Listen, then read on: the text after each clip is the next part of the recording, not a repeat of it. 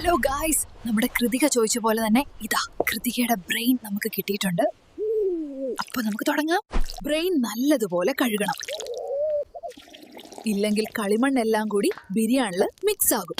നമുക്ക് നമ്മുടെ കാക്ക നെയ്യിലോട്ട് മസാലകൾ ഇട്ട് കൊടുക്കാം. ആദ്യം തന്നെ കൃതികയുടെ 5 പല്ലും എല്ലും ഇടാം. ഇതിലേക്ക് പാമ്പിൻ ചെതുമ്പലും സവോളയും ഇട്ട് വരട്ടിയെടുക്കാം. ഞാൻ ആദ്യം തന്നെ നമ്മുടെ ബ്രെയിനിൽ മസാല തേച്ച് വെച്ചിട്ടുണ്ട്. നമ്മുടെ മസാല വെന്ത് വന്നിട്ടുണ്ട്. ഇതിലേക്ക് നമുക്ക് ഈ തലച്ചോറിടാം. തലച്ചോറെന്ന് പേര് മാത്രമേ ഉള്ളൂ ഗായ്സ്, ഇതിലൊന്നും ഇല്ലായിരുന്നു.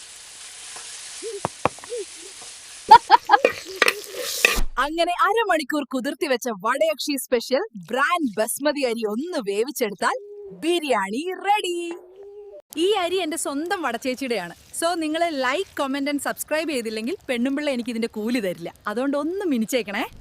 അപ്പൊ ഇന്നേക്കൊരു പുടി